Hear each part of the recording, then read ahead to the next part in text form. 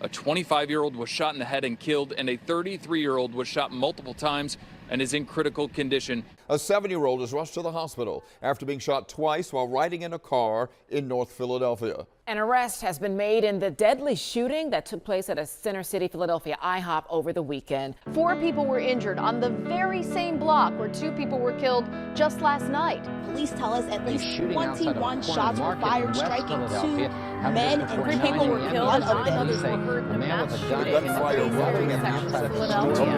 The shooting just one is very violent. Actually saying it's a very disturbing scene Person in this video shot and killed on May 27th on 316th Street.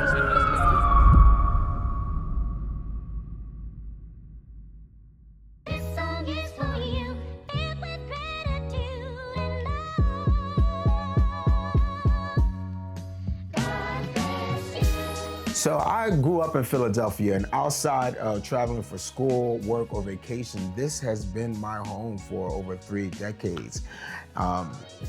Maybe like 2 years ago, I was producing a play, and I went on social media to put an ad to let everybody know, listen, you need to come and see the best play ever. And I went to bed that night, then when I woke up, I had about 150 comments, and I was so excited. But I shouldn't have been, because those comments were crazy. They were talking, don't go over to Philadelphia. It's nothing but guns and gangs. Stay away. Hope you're strapped up. Hope they got security. And that was just the light stuff, all right? Well, my feelings were so hurt, as if I created Philadelphia, okay? And I thought to myself, the next project I do, I'm gonna highlight the wonderful things that are going on in the city that I live in, that I grew up in, that I love, okay?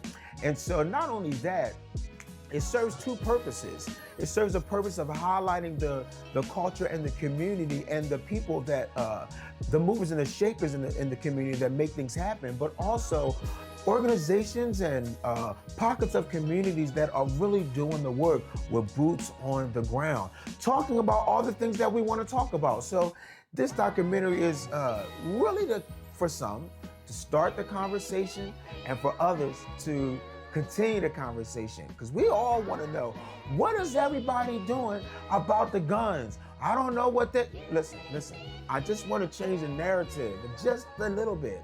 So sit with me for about an hour and a half, pull up, get something to drink, you know, grab some chips, or, you know, if you like me, a cookie or cake. And let's go down memory lane, talk about the present and our hopes for the future. Philadelphia, Stand Up, Don't Shoot, a Philadelphia documentary. Oh, shoot. I'm messing up all the film. Okay, hello. No, I'm gonna do it right. Hello, my name is Gina Murphy. My name is Almonese Boyles. It's Garvery Musa. Hello, my name is Syeeda Martin. It's Douglas Rucker. My name is Chantay Love. I'm State Representative Joanna McClinton. And this is Stand Up. Stand Up. Stand Up, Don't Shoot. Stand Up, Don't Shoot, a Philadelphia documentary. A Philadelphia documentary. Perfect, perfect. That's my girl. I'll be your friend at the very end.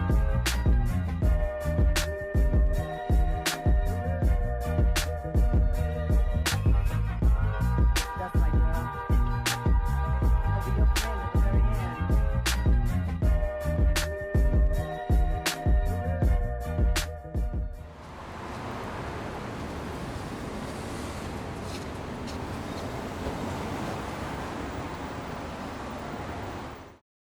The joys of Philly are many, from Fred's Water Ice to water plugs and block parties to just like community. Like wherever you lived growing up, everybody knew you, even if you were a quiet child. Yeah. People knew who your parents were, they knew your brother was, they knew what house you lived in. And my friends on Hatfield Street knew when the street light came on, Joanna! My mom was on the porch like, girl, get in the house. I was born and raised in North Philadelphia, but I've lived all around the city. So I currently live uptown West Oak Lane. I've lived in Germantown. I've had time in South Philly, and I graduated from Overbrook High School. I grew up almost every segment of the city my family was not very well versed in. We were pretty much impoverished, so north, south, east, and west, we lived where we could, and we made do. I was born and raised in South Philadelphia in Point Breeze. I grew up at 17th and Dickinson.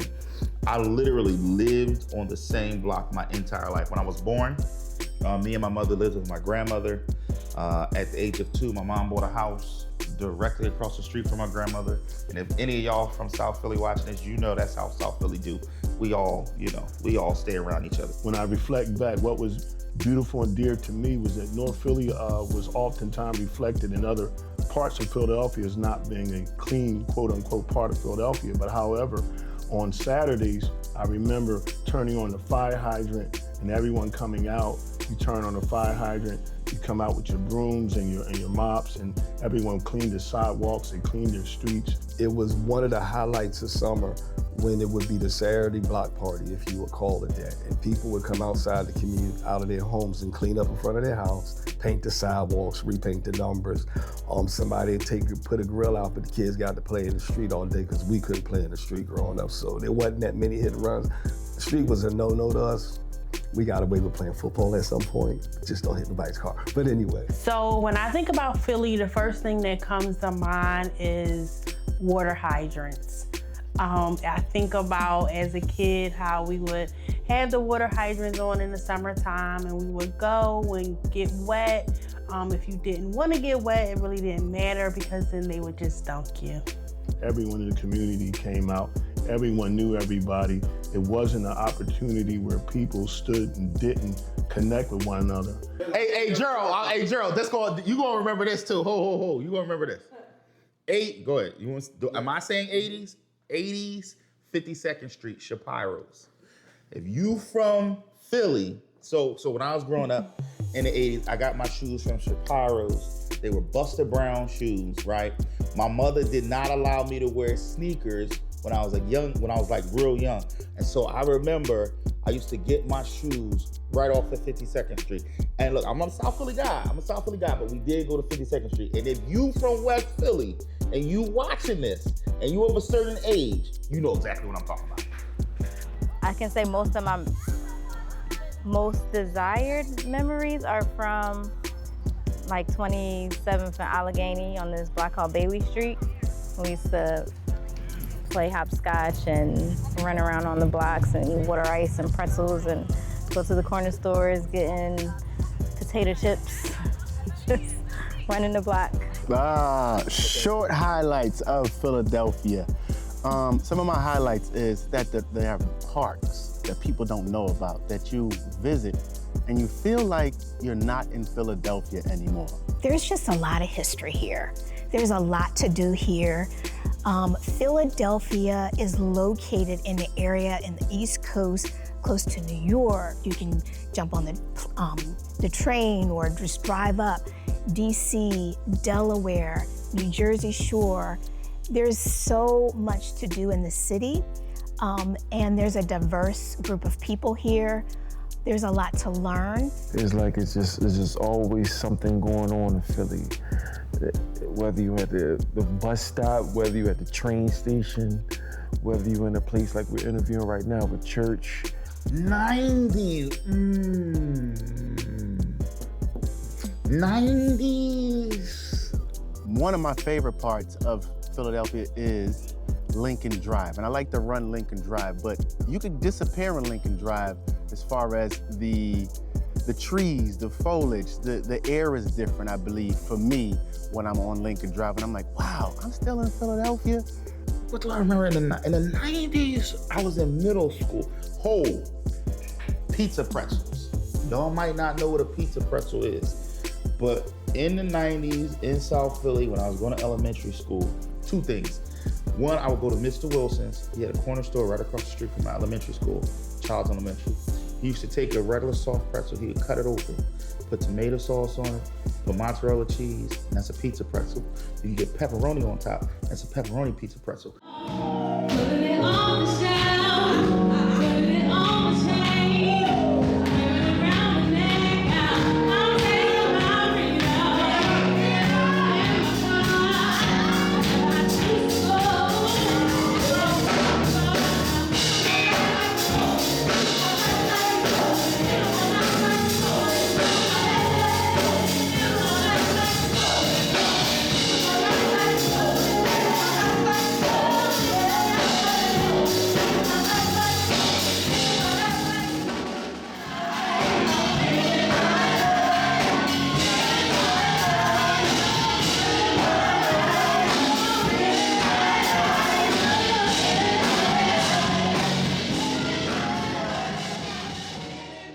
Philadelphia has shaped who I am professionally because all of my work has been done in Philadelphia. I've never worked outside of Philadelphia. I went to school in Philadelphia from kindergarten to college.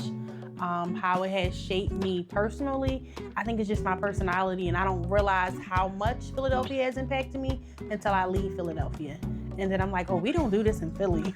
But the other thing I remember about the 90s, penny candy. Tell me y'all remember about penny candy. You used to go to the store before you went to school, 25 cents, got your little baggie, 25 pieces of candy. Penny candy, yes. There's a lot of promise in the city of Philadelphia. I believe if we would just share more of the pie with everyone, I think we would do better. But there's just so much to offer. I love my city. Philly has almost 2 million people that live here, and when we talk about the perception, it's always from people who don't live here and experience it every day. We have some of the wealthiest people who live here as well in this city. And while crime is everywhere and violence is everywhere, it is not specific to our entire city. It's just not. And even going back to the small population of people, if we're saying that less than 1% of kids commit a violent crime out of almost 2 million people, that's not a lot of people. So what we are seeing is different propaganda. We're seeing people put things out in the media as scare tactics, but that's not the reality of this city, and we live here every day and experience different things every day in a positive light. Although there is a lot going on, we still maintain a level of community here, and there is still a sense of brotherly love and sisterly affection that we still hold dear to us, to the root of the city. All right, I ain't gonna hold you. 2000s was the hottest era to be in Philly. Beanie Siegel. Philadelphia for me is home. Philadelphia has good communities within it that makes me feel at home, that makes me feel safe. Freeway, the Young Guns, Petey Crack. This is one of the original 13 colonies. The Bill of Rights was here. Constitution, you got Benjamin, you got all these people this is a major city, and I think we gotta understand that it's so much history. That's why it's probably so much violence. All estate property, you would run up on any of them in South Philly all the time. South Philly was on the map. Philly was on the map. It was all like, throwback jerseys, baggy jeans with big shirts, with hats. 2000s. Allen Iverson, the answer. Iverson, this is going to be something with Stackham. He slammed for 2.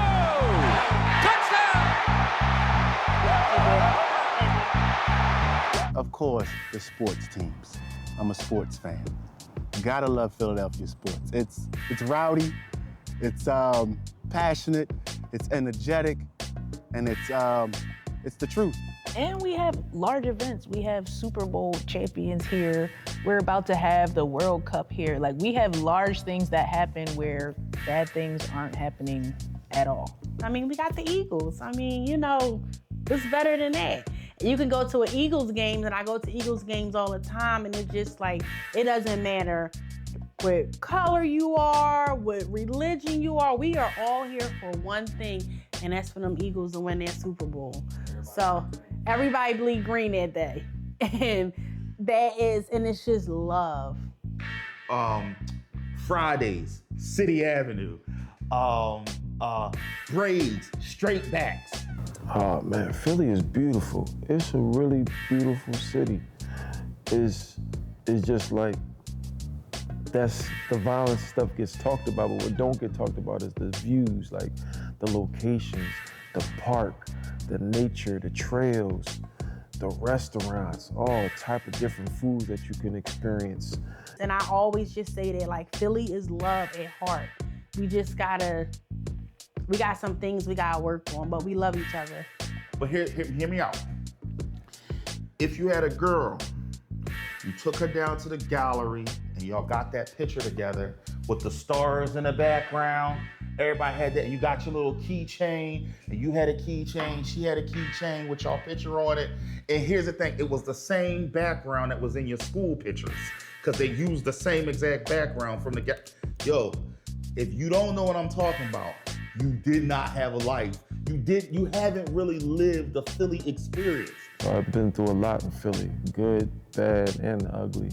And it has shaped a lot of how I think, how I view the world, and what impact I want to leave on the world. When I think of my great city of Philadelphia, where I grew up and where I was raised and was educated, we're talked about as hard collar, somewhat snobbish or standoffish people, and it's the furthest thing that I find. That in any community, in any society, you're going to find people of that stature. But I found oftentimes I've been in different sections of Philadelphia, young and old, and I find a lot of people that were family oriented and were willing to help.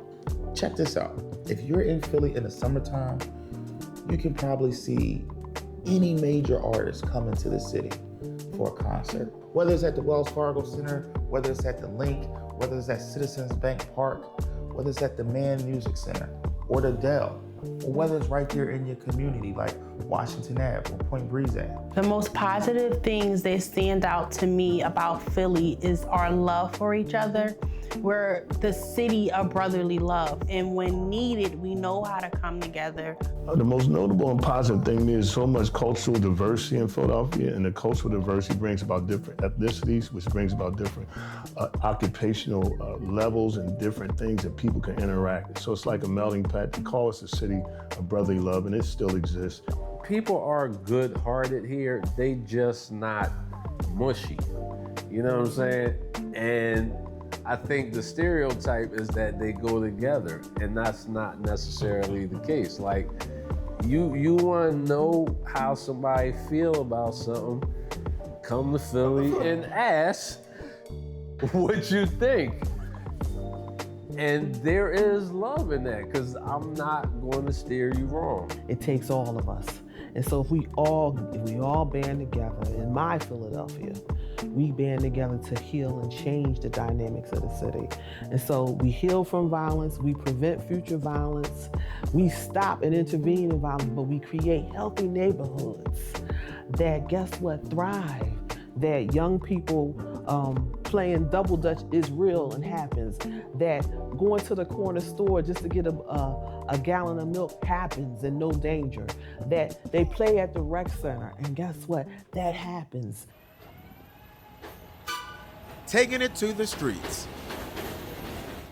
All right, y'all, I am downtown in Philadelphia City Hall, where we are getting to know the residents of the city that we serve. Here we are with Stand Up, Don't Shoot, a Philadelphia documentary. We're going to hear what the people have to say about Philly. Are you ready? Let's go. 3 things you love about the city. Go. If you want to come to Philly, you just look around right where we're at right now, downtown City Hall, one of the most historic buildings in America, in my opinion. You can't escape the history. Washington, D.C. is so close to us, and we were talking about how much we appreciate the history we experienced there, right? Sitting so close to the seat of power, present day power. But if you want to understand and appreciate the founding, it's here. It's here. It's here. It's here. What's your name?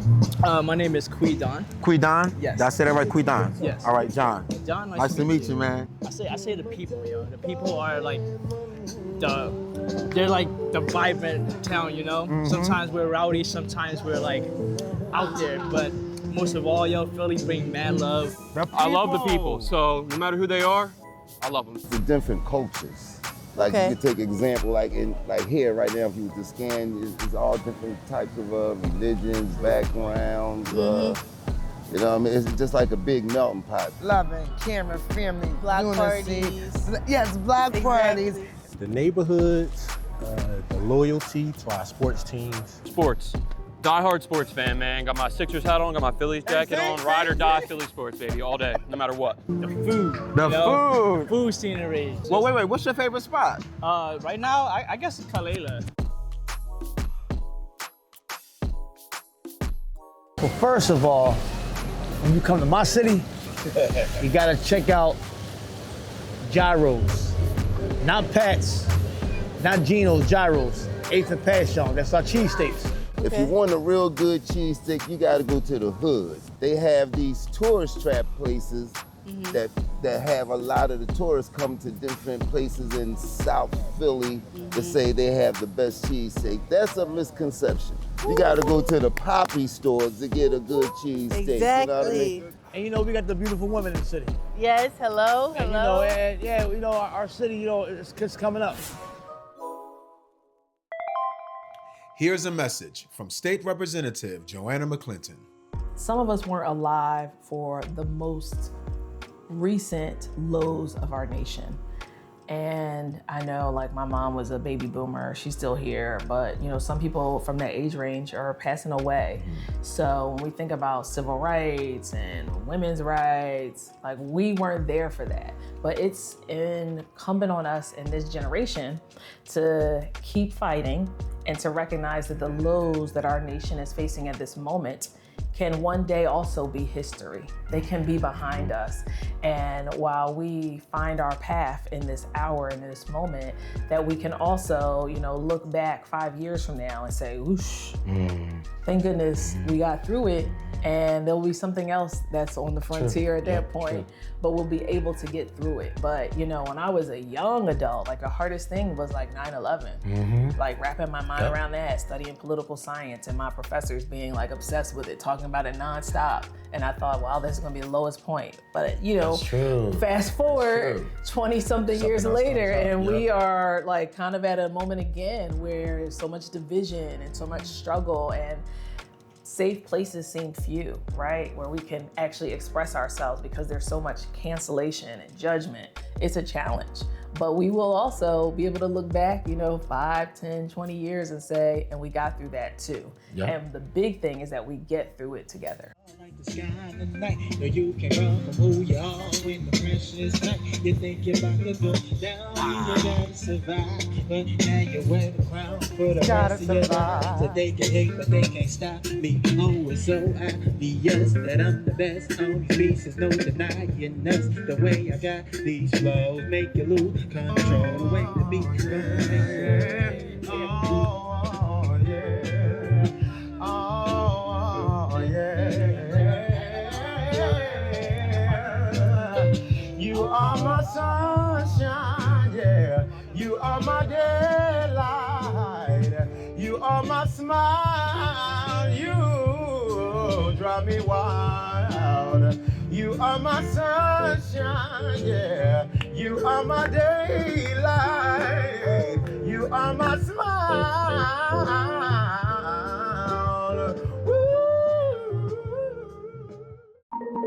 Misconceptions. You hear that it's poor. You'll hear that the streets are bad. You'll hear that the people have a really, really aggressive mentality. Most misunderstood thing about Philadelphia is that everybody's in a gang, or that there's just so much violence, or that everyone is so aggressive. We are a people that is willing to go through to get through. And by that, I mean we're a resilient group. And Philadelphia has a reputation for its resiliency, which is why we like the sports teams. We like the way that they do things. My father was killed at 5 years old, so I grew up understanding that there is violence, but I also always felt protected. I never felt not protected by my community. I never walked down the street and felt like the men on the corner, even if they were selling drugs, that they were gonna do anything to me or that anything was gonna happen. I always looked at them like my cousins or my uncles or something like that. So I believe that on a broader scale, the city is still together. Don't kill our boys, our sons, they matter. What will become of them? Our lives matter. They'll grow to be strong and fight all our enemies. But if they're gone, how will we survive the war?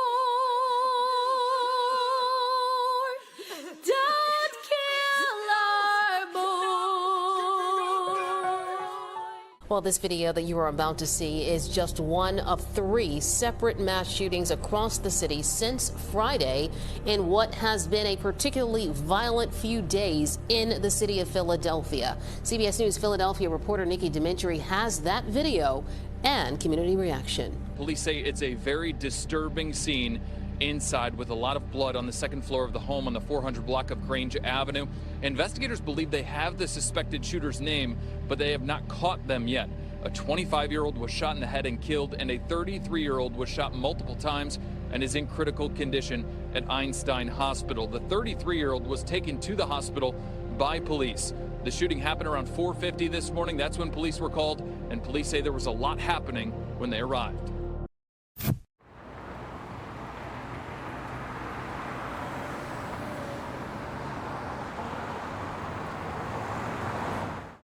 Growing up in the part of West Philadelphia that I did, just too young to be a part of gang war.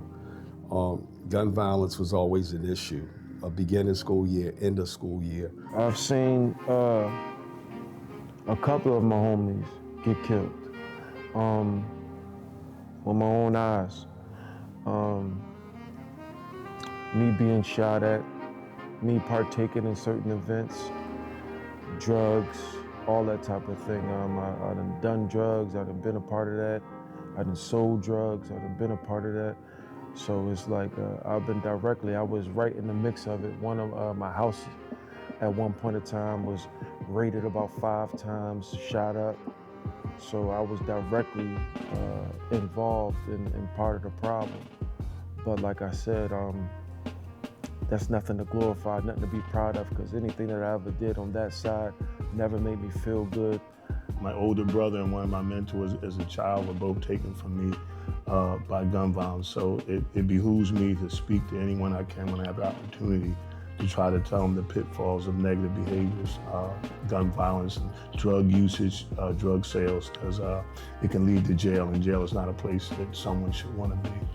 My personal experience with gun violence is that I lost my brother to gun violence in 2015. He was 30, he was not 30 yet. My grandson's father was murdered in the Nicetown section of Philadelphia. 1 shot to the head at about 35 years old.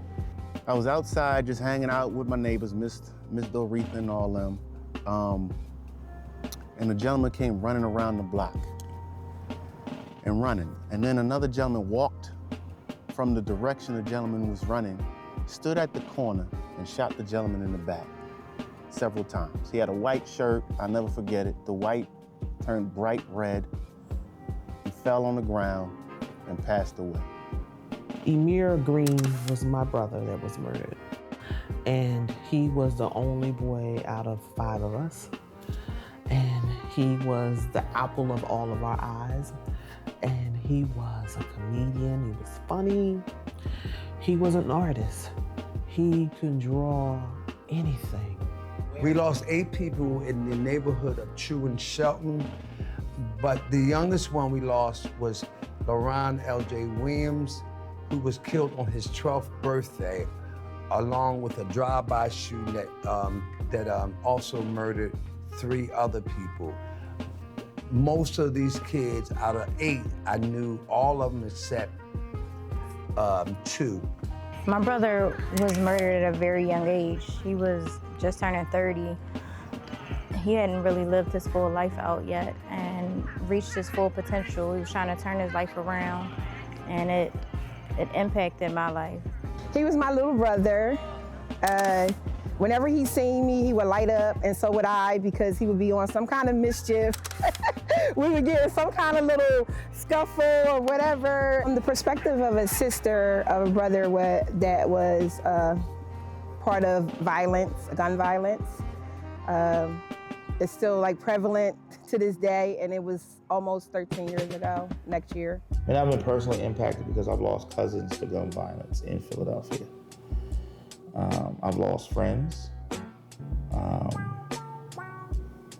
As an elected official, I've paid for funerals. I've spoken at funerals. I gotta tell you, I've attended more funerals of young people losing their lives to gun violence than I would have ever imagined that I would. The heartbreak is just like every day.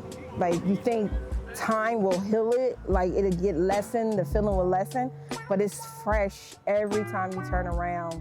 And it changes, it changed my family. I feel like we were very close-knit and we don't really talk about what happened. And I think because it's too painful that we kind of tiptoe around it. We're not family bonded like I feel like we used to be. As far as the grief, my mother, she's never gonna be the same. Never, never, never.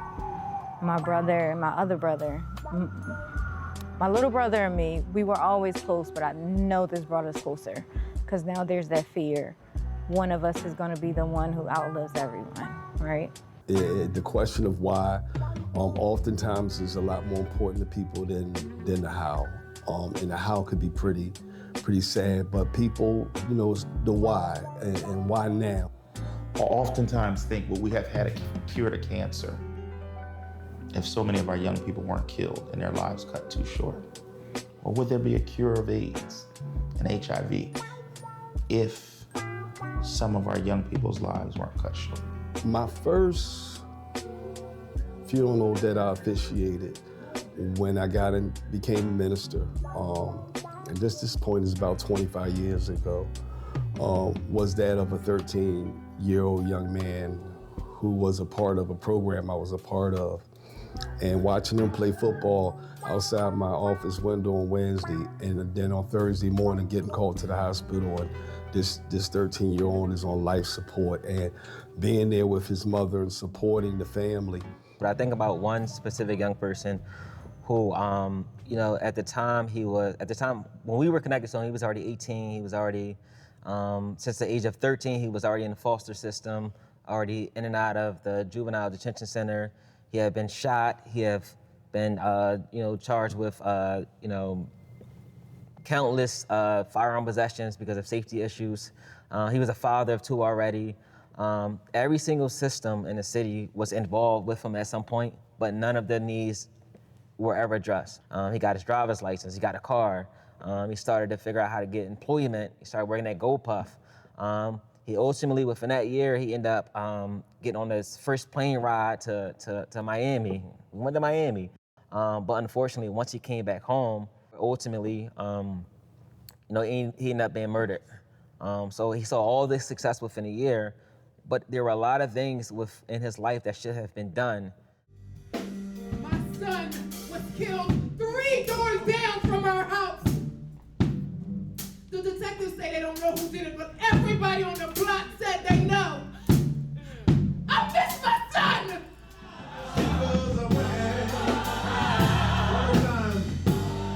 No sunshine when he's gone. Only darkness when she's away. Yeah, yeah. Ain't no sunshine when she's gone. Ain't no home anytime she goes away. Yeah. Anytime he goes away.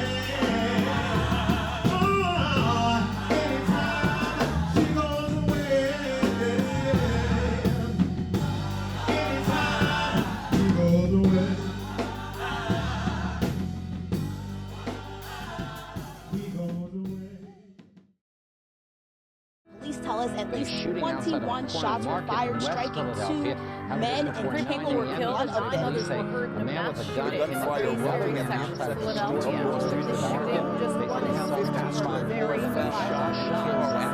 It's a very disturbing scene inside this video shot and filmed on May 27th on 316th Street.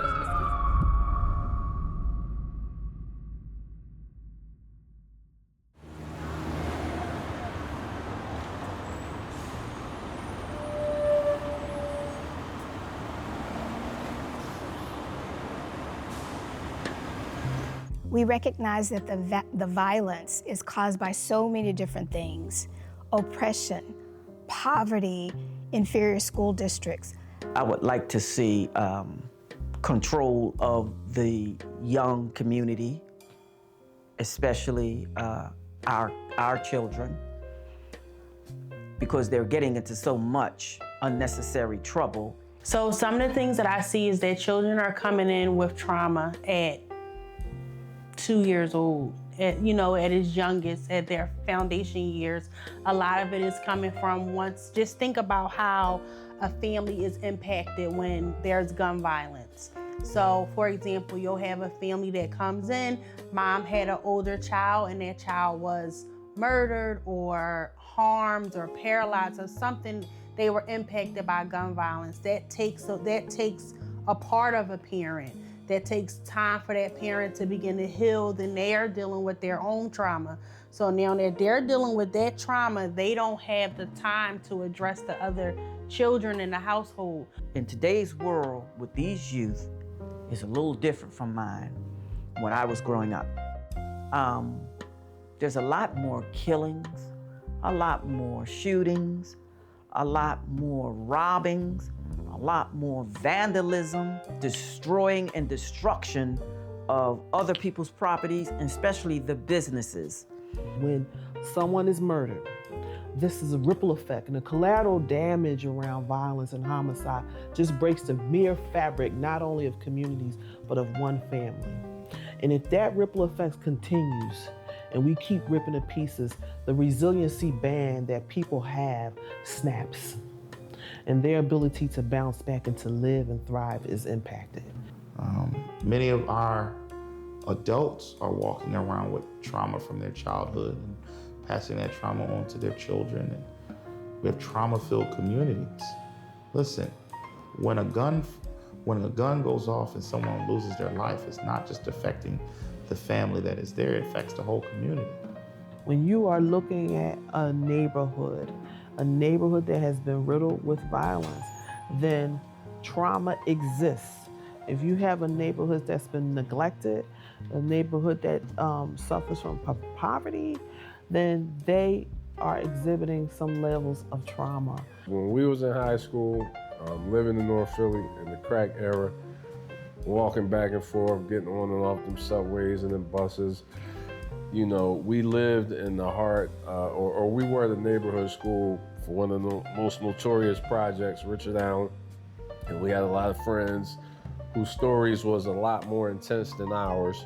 But one thing that really stuck with me when he started talking, we were ticking up to 500 homicides in 2020. And in 1990, it was 500 homicides. Maybe that was the first time. And I remembered that. And at 15, 16, you don't think nothing of that other than, damn, this is what it is. But at 45 and 46, we like, yo, we seeing this again? And we decided we was gonna do what we could to disrupt that a little bit. My nephews, Santi and Sahaj, are a year and 2 days apart. And when Sahaj was born, we knew we had to teach Santi how to handle him. And so when Santi would place his hands on him, I'd say, gentle hands, be kind to your brother. And sometimes he'd be a little stubborn. So I used my hands to show him what gentle hands mean. They're getting older now, and they always fight. And though I do understand that this is a part of their growth and development, I just pray that while they grow, it doesn't develop into a habit, and that as they get older, their hearts don't grow colder, and they don't lose sight of what has been told to them from the very start. I just wish all Black boys knew more of gentle hands and less of strong arms. I wish they leaned more to bear hugs in their right to bear arms, or at least thought about how taking a boy from his mother's gentle hands was just leaving her bare arms. Ain't nothing gentle about the beat of a grieving mother's heart when the beat doesn't want to go on because it's silenced by the whispers in the dark. So I've worked with predominantly Black children, Black boys. I think, and it's my opinion, I believe that the Black men in general, when we're growing up, are not comfortable in our skin. To be able to say, you know what, I'm okay with me. I'm okay with sitting here, waiting, being patient, and wanting to learn and try new things. Our boys are not being prepared for manhood, point blank. You can look in the schools, you can look in the communities, you can look in the homes. We are not successfully and adequately preparing our young men to be functional, contributing adult members of society, by and large. My home base that I serve in the city of Philadelphia would be the Strawberry Mansion section, which is one of the worst sections in Philadelphia. And why I serve that is because I used to be a part of the problem. I used to do everything that I see these children doing, you know what I mean? I have a 10th grade education. I got locked up early. I wasn't necessarily a bad kid, but I was looking for a place, looking for love, and you know, looking and finding it in all the wrong places. And so that's kind of why I took on what I took on, because I know it's a lot of children out here that don't want to do the things they're doing, but they really don't have another outlet. It's like they're trying to find an identity, and usually it's like a group think. They'll start doing whatever the majority of the kids around them is doing. And that's what I fell victim to. So what I think fuels gun violence in Philadelphia is poor social and emotional development. If I can't tell you how I feel, if I don't have the tools to tell you how I feel, then I'm just gonna be violent. When you look at a young person who picks up a gun, a lot of time that young person has anger issues or doesn't know how to deal with their emotions. By the time they come to us, their foundation is broken and it has to be rebuilt. So I think about young people who come to us all the time for things. They may start doing better, but they've also been selling crack since they were 8 years old. They've been getting guns from their parents, and they have to do certain things for their family and with their family. So it's like we're fighting against just the cycles and the systems of things that have plagued our people and our communities for decades and centuries. And we are an organization where it's a drop in the bucket. Right. The streets, it was young men the same age, and they didn't have maybe that family unit, a male figure, that camaraderie where they felt like somebody was for them, and I feel like they were drawn to that. My two brothers under me was drawn to the streets. They were in the streets, they've been to jail, and what happens is when you have younger brothers, it's kind of the aftermath. It's like a domino effect. Like, even if they don't want to be in their streets, they're in the streets. Guns are more available in a poor neighborhood where there's unemployment, and people see a way out of life by robbing and killing. Where are the guns coming from in the first place? Because we have impoverished people who are living below the poverty line in most cases. So they don't have the finances to purchase these guns, and these guns are not magically appearing in our community. So we must find out where are these guns coming from. So somehow they're finding our community, and I don't think it's by accident. And I think what happens is young men are drawn to where kill or be killed. I have to survive. I have to carry a piece, or somebody might get me, or somebody might do this. It's just a constant mental mind thing. I think once you change your mind and not be in the streets, be street oriented, then you kind of can think outside the box. And if you get out of your neighborhood, most people are in a box in their neighborhood, so they don't see themselves going anywhere, nowhere outside the box of where they're at, going nowhere in the world. This is a big world, and some of them haven't even been out in the world at all, haven't traveled outside their city, so they don't know what's out there, so they think, this is my box. I have to kill or be killed and survive. But it seems like the system is backwards. It's not equal, and it hasn't been equal for a very long time. I like to call a double-edged sword. So you have the media perpetuating violence, all this bad on the news every night, but it's primarily, or mostly the majority is talking about in the Black community. So that's one edge of the sword.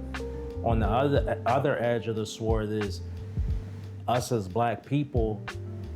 Unfortunately, we feed into that same narrative, so that's what makes it look like, oh, Philly is so bad, because when we talk about how bad Philly is, we're not talking about anyone else other than black people, unfortunately.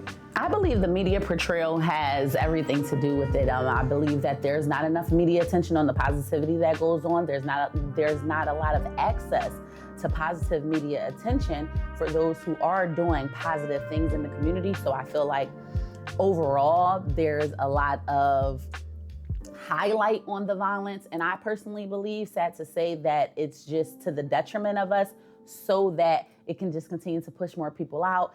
And next thing you know, North Philly is now brewery town and everyone wants to live there. The gun is a symptom of a larger problem. Poverty, low educational attainment, low access to mental health treatment. Those are the things that, when you put them all together, give us the problem of gun violence that we see. And so yes, I want to get more guns off the street. That is a number one priority for us. But I also want to address the other systemic issues that put many of our folks in the position that they're in today. You have those that have been victimized from violence and those who have caused harm. And so we live on both sides in our lives. And that happens in black families. That we have people that we have had violence occur to us, and we have people that have caused harm.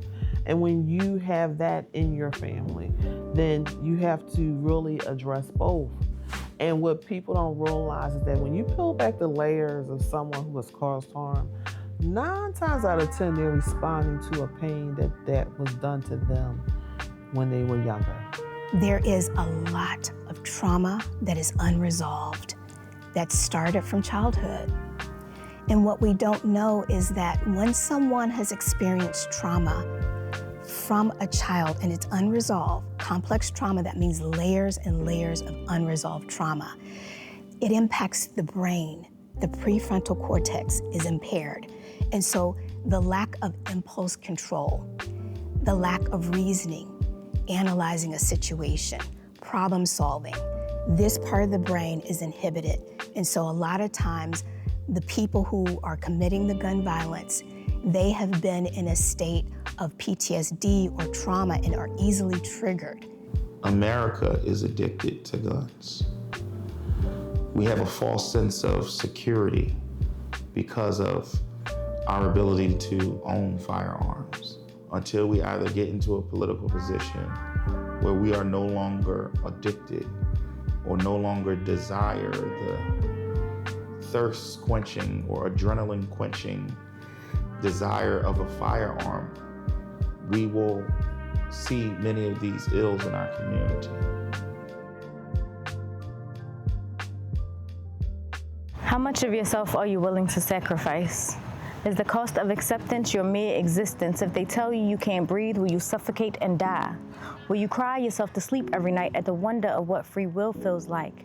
How you let them take your birthright? You crawled into this world with nothing except your body. How easily we let others take ownership of our bodies.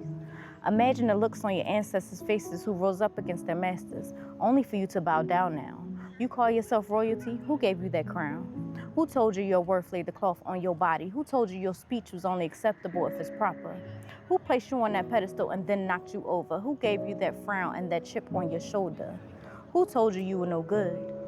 Who called you beautiful and put a mask on you anyway? Who told you your life was only worth the wages they paid? When they mined through your thighs and searched for their gold and still took the pot at the end of the rainbow? Who pushed your buttons and then labeled you crazy, held you down and then called you lazy, wrapped you up straitjacket, gave you pills and then called you an addict? Who told you to accept and endear the names that they gave you? Tell you you ain't God, still in secret they praise you. Isn't it odd how they practice sovereignty but are the loudest in the room when there's talk of inequality? All the world's a stage, men and women merely players. Race and ethnicity, those are the layers. See, they hate us for our righteousness, want to beat us so they copy and paste. We call it appropriate. Openly they hate, yet our culture they take. I rewatch our history misplaced. We feel defeated, yet they won no case. Isn't it odd how they practice sovereignty but aren't the loudest in the room when there's talk of inequality? Bang, bang, shots ringing out. Bang, bang, all day in my hood. Bang, bang. Philly, Philly is where I'm from. Home of John and yeah, that's Drone. Home of short haircuts and cheesesteaks, where a joker snuff you out for that food upon your plate. Brotherly love turns to brotherly blood. It's cold like water ice. These jokers need a brotherly hug. The wrong look or glare, you could lose your life. And I'm not saying that it's right, but that's the way that it is. Our people are killing our own people when it don't make sense. They don't have that sixth sense.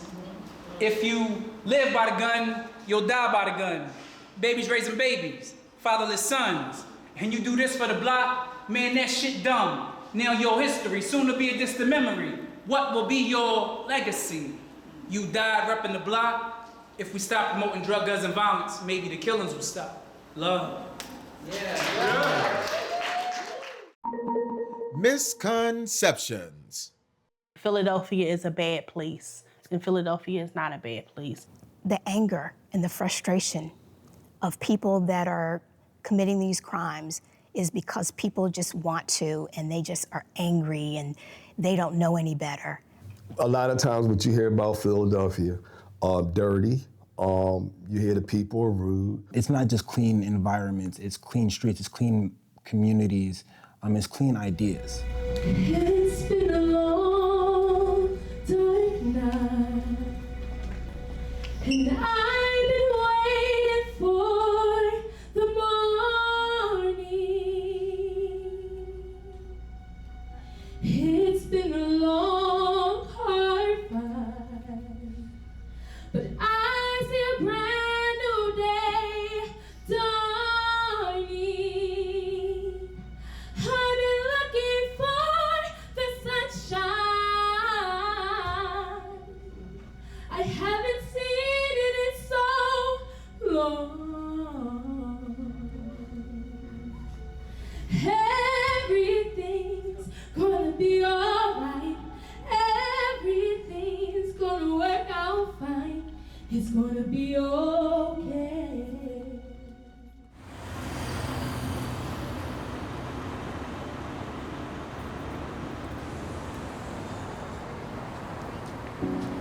We're just one of many organizations in the city of Philadelphia throughout that are trying to help families, individuals deal with trauma and a lot of other mental health issues.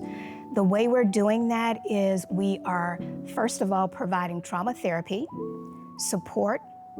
We're also providing psychoeducation in the form of workshops, number of topics from grieving, coping skills, self-care, trauma, how it's passed down from one generation to another, just bringing information, education, and enlightenment to the community, and that's anywhere from small children in schools to parents and families. So what you won't see are the closed door meetings in Harrisburg, where I'm often the only woman at the table, and I'm literally taking the things that are important to our neighborhood to very important meetings with the governor, with my counterpart in the Senate. You're like, that's what you won't see because there's no cameras allowed. Yeah, okay. You know, you won't see that. We gotta try to remove some of the restraints, like financial restraints from people, so that they can at least get some services. Even if you say, okay, you get, I don't know, 6 weeks of services for this social worker will follow you for 12 weeks, and of those 12 weeks,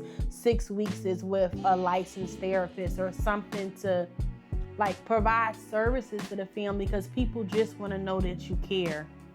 Sometimes just picking up the phone and saying, are you okay? How do you feel today? There are many small organizations and local entrepreneurs that are making a difference in their communities. For example, I believe that Country Cooking, she's made a positive impact on our city. She's brought media attention. She's done other things in addition to the community had her back, and then she was able to be seen on that large scale. I also believe that the North Philly and the West Philly Peace Park, they're making a positive difference in our community. I believe that John Graves Productions is making a positive impact on our community. I believe that the Just Be You community is making a positive impact on our community. It's our duty to understand what trauma looks like from a lens of a community person that you're engaging with, so that you can help them move forward, not only with that, but with their needs. And that you are not looking at the behavior, and the behavior that you're seeing, you're identifying them as someone that doesn't care about themselves, that doesn't care about their community, what you're actually seeing is hurt. So there's a lot of things that influence the inability, I think, for a lot of young people to manage their emotions. Oftentimes, there probably should be a way to be able to teach children as they become teenagers how to manage their emotions. I think a large thing that we deal with, we are in a huge fight all the time with systems. Like, we're independent from systems, juvenile court, family court. We need more people to back our play. We need more people to stand up to systems, to stand up to the court system, to be more outspoken. It comes into play to know how to relate to folk at those times and to share with them. And for me as a pastor, knowing the Word of God and not throwing the Bible at people, but we're encouraged that we have to recognize how fragile our lives are, period. People have to want to live. The peace in the streets, beautiful events like that, just things like that that's bringing us outside. To showing, like, we was on 31st in York, and right down the street, I mean, this is not no regular neighborhood that we did that was at. We talking about shootings, people getting killed there, selling drugs right there. But just us coming out as a community, showing that, hey, we here. It's like those guys are few and far between. The majority of us want to have a good time. The majority of us got love. The majority of us want to come outside and walk to the store without a fear of violence. And that's what we have to show. Misconceptions. A misconception for me is that society says that young people are monsters, and when they're in the system, you know, they deserve to be thrown under the jail. But the reality is they're kids, and they have not had the things that kids need growing up, and nobody wakes up and says, I'm just gonna go and shoot this person today because that's what I wanna do and it's an amazing thing to do. It stems from all of these things and poverty and lack of foundation and lack of education and disinvestment over time. I know you didn't think I was gonna go too far into this documentary without speaking about the thing I love most about Philadelphia, the arts and entertainment culture and community. When I came along in the late 80s, early 90s, I was thrown into a well-established performing arts company by my late grandmother, Dr. Evelyn Graves, who actually started this in Southwest Philadelphia with the mission, we're talking about in the late 60s and 70s, before I was here, okay? With the mission to stop the gang wars, to get the youth off the block, and to give them other outlets to be creative and expressive. By the way, many of which have gone on to do amazing things, not just in the city of Philadelphia, but New York and LA and just all across the US. But I digress.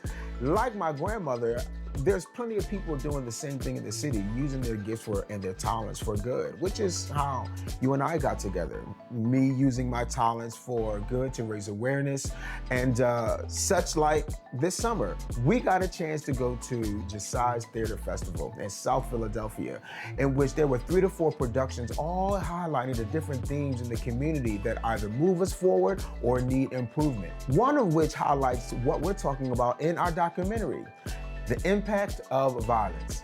We're talking 8 to 10 actors, designers, creatives, all coming together with this same mission. Check it out. Hey guys, my name is Jared Barron, and I wrote Skits and Conversations, Family Values. It is a gun violence prevention skit.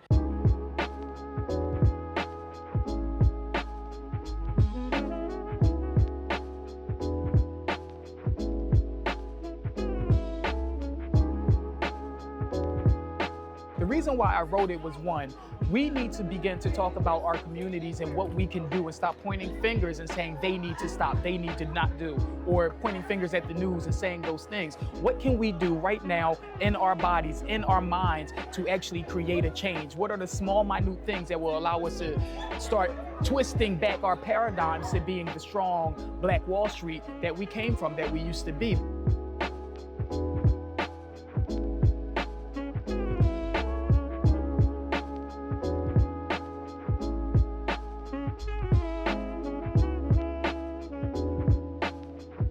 as being an actor, being able to invoke like a scenario to make people think about something is very powerful.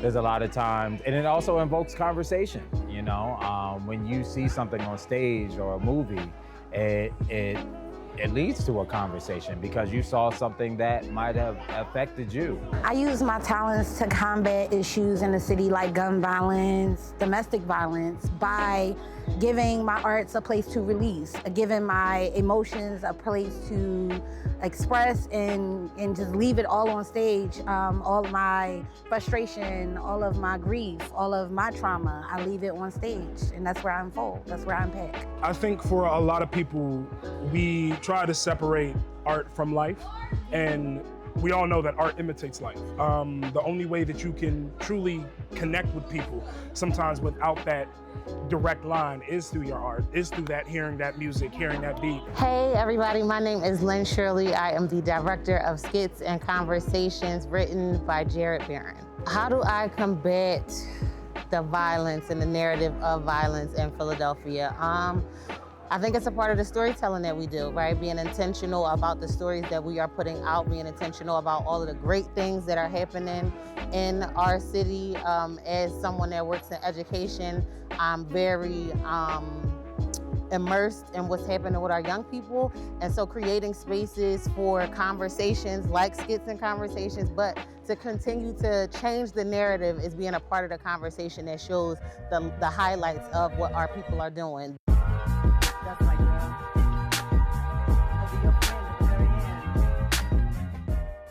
I believe that the arts and culture play a huge role. I believe that when it's all said and done, we're going to be the ones to change it all because we do have the loudest voices. We do have those risk factors, the entrepreneurs and the community advocates in our community. We have that initiative. We already have that angst to go a step further. We already have that willingness to do what the next person may not do. If I'm looking at social media and I'm looking at the different platforms and that what gets highlighted is the violence and the pain and that type of interaction, what if we flooded it and changed the narrative? Then if we flooded it with what's happening great and who we are, truly are, I'm not saying we're not a person of mistakes, but if we're sharing what's truly happening, could we stop violence from occurring because somebody saw a piece of hope and they didn't grab onto this. They grabbed onto what we showed different. There are pockets of communities that are coming together and working together and doing their best to sustain and provide. Personally, myself, my organization, Just Be You Community, we have a community survey where we're just doing a needs assessment for the individuals in our area just to understand what resources people have, what resources people are needing, trying to get a better understanding of what people are needing, opposed to just assuming which may be what the city may be doing sometimes, just assuming what people are needing or throwing certain things out or throwing money at certain things where some of the baseline, people's basic needs are not being met. And that's just the reality that we're facing here. And I just feel like if we would just be more honest and upfront and respectful with those realities, then I feel like we'll have a change. Spreading cultural value, give cultural knowledge just to our younger people, because that is one of the issues our younger people have. Our cultural values have been lost. We are living in a Western society with Western morality that doesn't encompass the values of African traditional society. Because you don't have to be an African to study African traditional society, but if you follow African traditional society and the values and the principles and the disciplines, it will really help our community, our impoverished people get a hold on discipline. Really would help us. Self-care is so important that one has to recognize to take time to grieve themselves, and to recognize that you don't have all the answers. And sometimes the best answer is silence, a holding of a hand, and just a reassurance that at some point it'll get better. We have to be able to teach our young people it is okay to express a variety of emotions, and that will help them to be able to speak up. It's okay. to express vulnerable emotions, it doesn't mean that you're weak. The parents are looking out for the kids, and they're trying to stuff their pain, and the kids are looking out for the parents, so they're trying to stuff their pain. And in reality, we all are hurt together, and if you hurt together, then you can heal together. This is not the same situations in the 70s where I grew up at. This is a 2025 situation where we have to really just grab our children and say, listen, tell us what y'all think. Because our parents did that to us, and I think that's what we lack in 2025. We don't include our children in the conversation of their destiny, of their life, of their future. We just want to tell them what to do, and I don't think that's correct. I walk around with a lot of heartache, and at some point I wanted to give up, but it's always our people that hold each other up. So we hold each other up, and that's the one thing that I've learned. Even though as much as we talk about where we bring each other down, it's communities, it's people, it's men, it's women, where we hold each other up to make it through. You know, the old cliche is it takes a village to raise a child, but you know, we still have to hold, that still holds true today, and we still have to hold firm to that if we want to see less incarceration of Black men in particular. And you know, in terms of education, you know, someone sitting down, understanding that the child next door may not be eating or may need help doing their homework, you know, just kind of bringing back that old way of, you know, I'm gonna fill in the gaps that I see that's open, because we all see them, but it's just a matter of just being able to identify them and then execute, or, you know, to help out whatever way that individual can. And that's what I see that really is unique with Philly Truce, is because we not only see the problem or what the issues are, but we're actually coming up with solutions to address them, and then calling for help from everyone else, from all the other organizations and elected officials and you know, philanthropists or corporations. If we're going to solve this, we know that we need help. It gotta be us to save us. I don't expect nobody that doesn't live there or come from there to have that much love and appreciation to actually save it. Because what I realize is, like, they don't want us to stop the violence because they benefit off that. It's like it's a paycheck. The more violence we do, the more money they make. So it's like, why would they stop it? So it's like, but they do fear our love and coming together. So it's like, once I figured that out, I was like, okay, this is what it is. They don't want us to start to unite, because through those 15 years in their journey, being in Strawberry Mansion as one of the worst neighborhoods, it actually has become one of the better neighborhoods. The violence is down, the camaraderie is up, the love is starting to come back.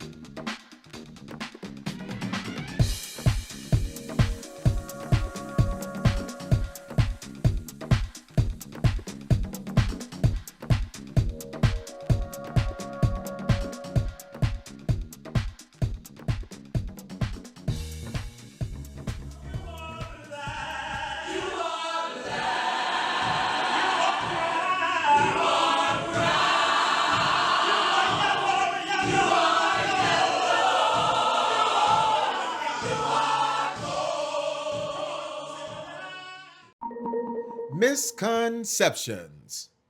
Misconception 1, people who are in elected office don't care about gun violence. Not at all true. The truth is, many of us behind cameras with no photos and no posts visit families who've experienced gun violence, bring them into our offices, go to the services where people are laid to rest after suffering gun violence.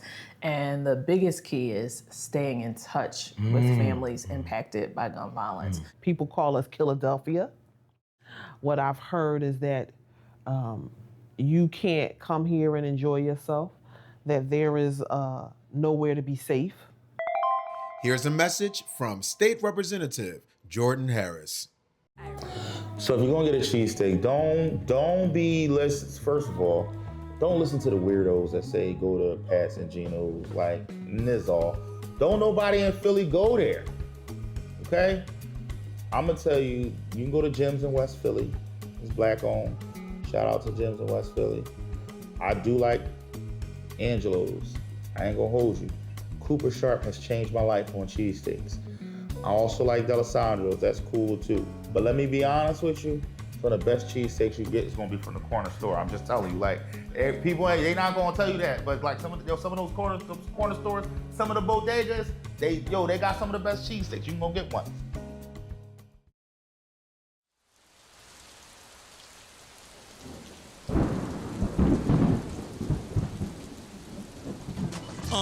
Popped out of my mom twat like mom watch. We gon' have this world on lock with or without pops. J-Rock showed me hip-hop, but B-Block showed me hard rock. Welcome to Hard Knocks. Besides my mother, my grandmother, a few aunts, family full of women, no brothers, uncles, or grandpa.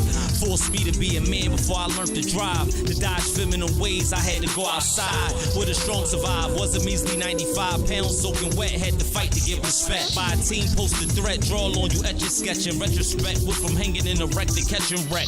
They try to stop it, they can't. We out the continent, they don't know if I'm grimy or conscious. Let's call it grunches. Coke on my mom kitchen counter, she thought was flour. Told her I was cooking some chicken, I never lied to her. I robbed Peter to pay Paul, the AR. Tear your face off like I hit him with napalm. Stay calm, keep shooters like Draymond, cause the charm on my arm more litter than Akon.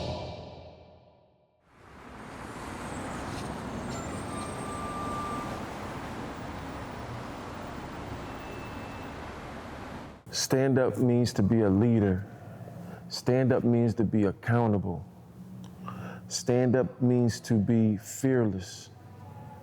Stand up means to have purpose.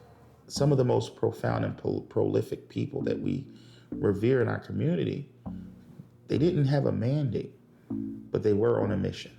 This is a spiritual war. In whatever religion that you subscribe to, the same war is going on right now. We can't win it sitting down. We got to stand up. Where would I start? Which I start with the church. That I would love for us to continue to grow and develop into a place where this education can occur as a part of the church experience. I just get into the streets. I talk to the people. I talk to the people around me. I'm involved in my community, and that's the best that I can do, because I feel like at the end of the day, I can't talk about a large scale problem if I don't understand it on a home base. So I am very open with my neighbors, with the people on my street, with my kids' friends, with the people at school and different things like that. And I think that that's where it starts. Building communities, building schools, investing more in education, the foundation, which is early childhood, investing in that, building higher quality programs. Preventative measures, and I could say communication. Talk to the person. Find out what's going on. Let's not try to be so quick to judge. You gotta listen to them and hear them out. Not just try to, okay, you're bad, someone called the police on you because you did this.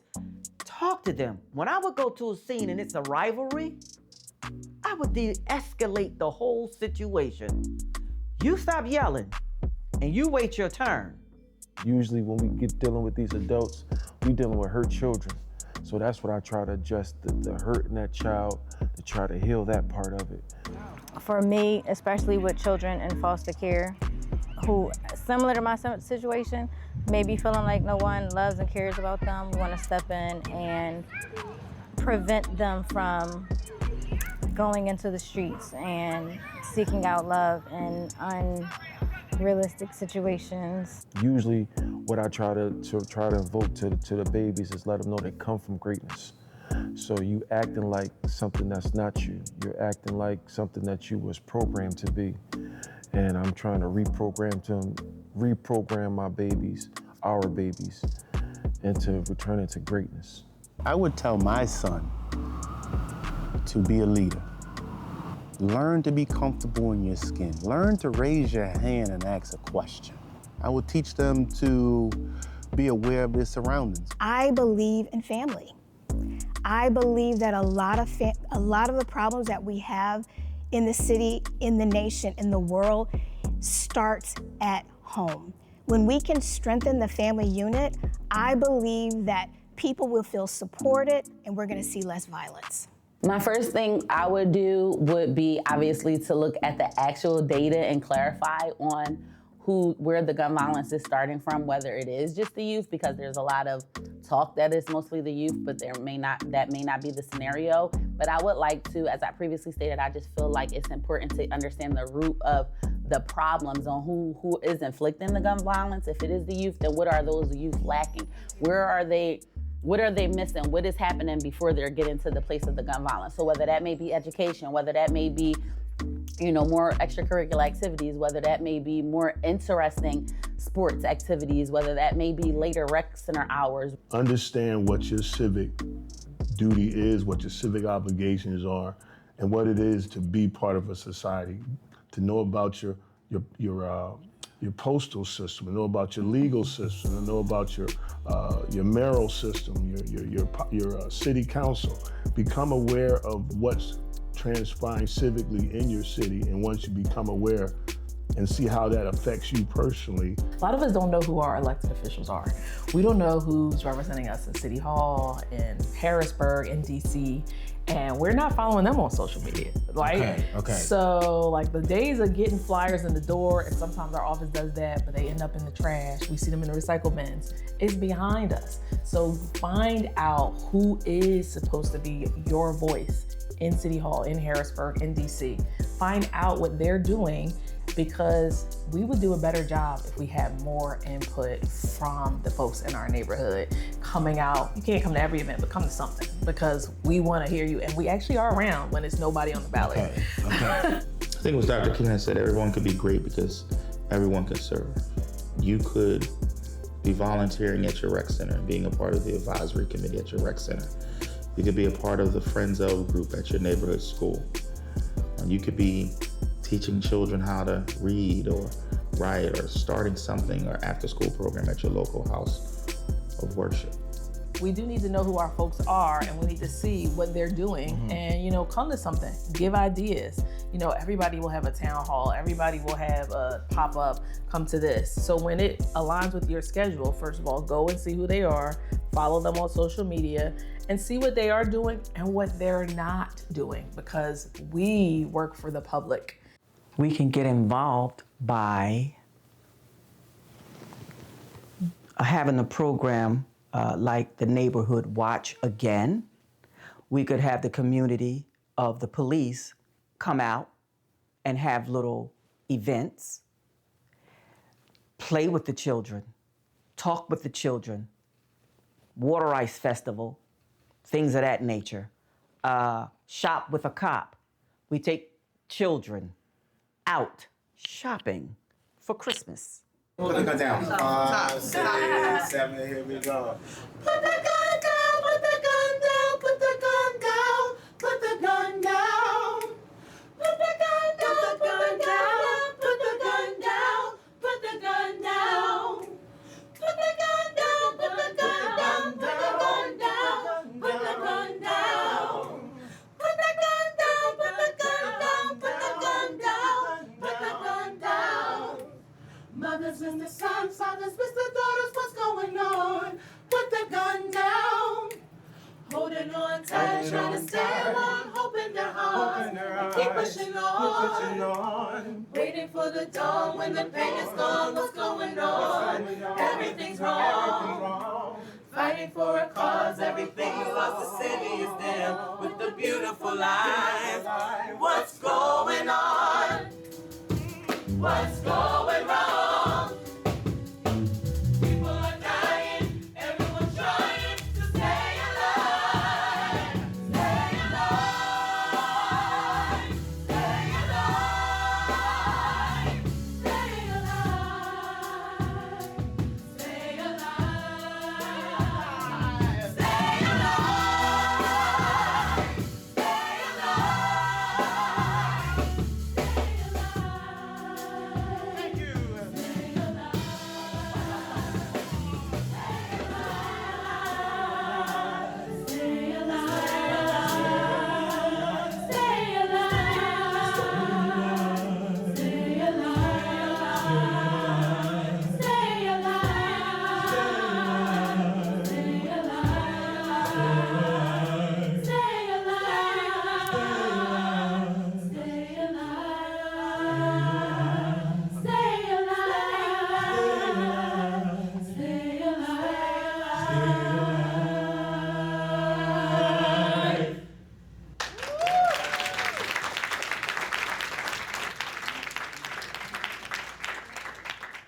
If you have some challenge that you think is just yours to figure out, my office has excellent constituent service advisors. So if you're having a challenge with something in your home or your block or your community, or maybe sometimes it's utility. Like my mother always says, if we knew what state reps did, we would have had a couple less problems. I mean, we still had challenges, but don't be embarrassed. Like, we work for you. And our job is, if we don't have an answer, to find an answer. And there's some things that we can't fix, but there's a lot of things we can help with.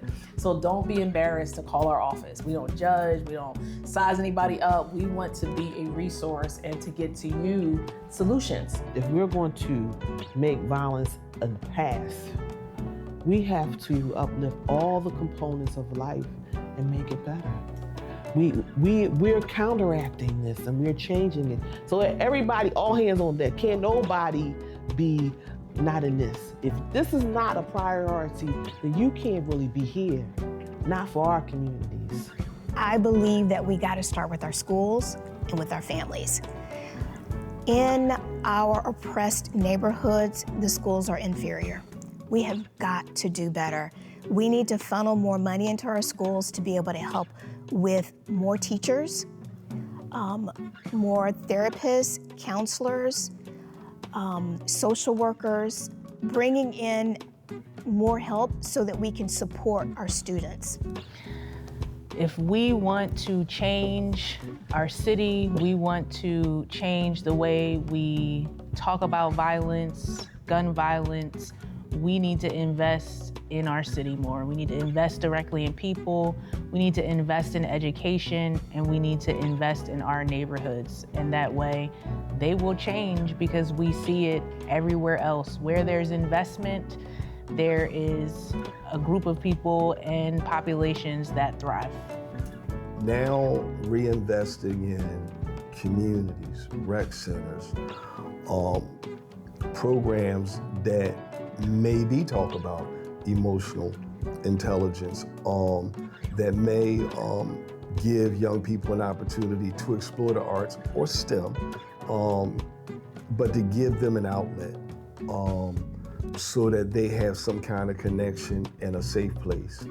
People who have time, maybe, just take a young person under your wings. Just help a mother out. Mentorship. Just love on them. We're not asking, expecting, adopting, or anything like that, but just mentoring. Positive social interaction that's modeled by adults that are safe, and that can not reparent a child, but help mold and guide, because those environments have always been a protective factor in the Philadelphia community. Catch someone early, right? A young man, a young woman teetering on like, I want to do this, I want to do good, but you know, I have to put food on the table. I'm hungry. What am I going to do? We have water ice and pretzel day. We have days where we go have a community day, and the cops are actually out there jumping rope, doing electric slide, and the children are participating, reading to them, doing a whole lot of things with the children and in the community. And it makes everybody feel they are worth. Oh, what level of goal? I mean, that's me specific. We're just gonna take it there. My ultimate goal and legacy I hope to leave is to completely dismantle juvenile probation and how we treat young people, and we are working towards Black liberation. My ultimate goal is to leave a pathway for young people to take back their community, to be able to build confidence, and take lessons from like what the Black Panther movement built, and put things together and make it more modern to their time, and just have the courage to demand what you want, what you need, and what you deserve, and feel confident about it, but collectively. And I mean all young people across the city. Don't shoot, because if you kill something that looks like you or comes from where you come from, you are also killing yourself. What we also know is that when young people have a purpose, a plan, and a place that they're going, they're less likely to pick up a firearm. Don't shoot because there's enough reasons not to. Don't shoot because that's somebody else's mother, that's somebody else's brother, that's somebody else's person in their life that they love, that you are taking away. Love on each other, forgive each other. Don't take time for granted. Don't take moments for granted. Don't take people in your life for granted, because it could be over just like that. He was the guy that you like being around. And I think that for Zyhmir, my brother, that parts of him is inside of the agency. The part around art, it takes to heal. The part around us, we laugh a lot. Me and my team, I require that we have moments of laughter and singing every day to start our day off. I think that pieces of him will always be threaded through the culture of Zyhmir Healing Center. So my brother passing away really woke me up to living. My brother dying brought me to life.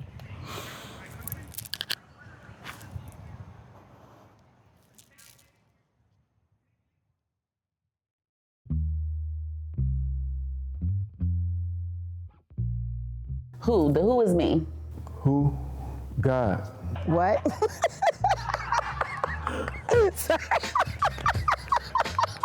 Children. Me. I think me. Us. The what is, what was it? What did I say my answer to the what was? Purpose. What the world can be. Love. The where is right here. Right here. Here, Here, Philadelphia. The city of Philadelphia. right in this city in Philadelphia, the city of brotherly love. Your heart. Where am I going with all this? The when is now. Now. Now. Now. Now. Today. The why is why not. Why not? Because it's needed. Because I love my city, and my city needs the love. Because we and young people deserve better. And we need it. How can we be better? How can we love each other? How can we grow? Strength. One step at a time. Thank you so much. You got some lines from your poem you want to add here? Wow. Life. Let's see. I'm a spoken word artist, and I live life to the fullest. I do the best to be the best version of me, to do what I can to be the best person I can be. That way I wake up with gratitude and say I must be doing something positive, AKA Barry Merrill, DSP. So I wake up every day with the breath of life in my body, doing something I know that can help maybe not just me, but that somebody that maybe felt they were a nobody, but today we're going to be what we need so everybody can be a God body, because with the essence of the spirit of life, we can manifest the spirit we need to get rid of this emptiness. So let's not stress, let's live blessed. DSP, do something positive, let your soul be blessed.